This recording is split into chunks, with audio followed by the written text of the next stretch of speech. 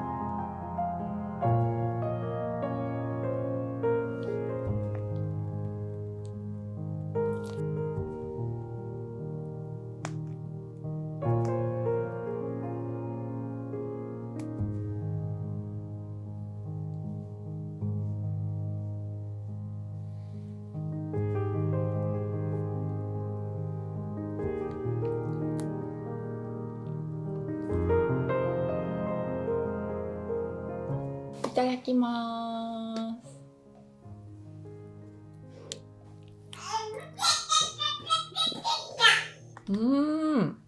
モンブランに合わせるならさ、絶対やばい方が美味しそうだよね。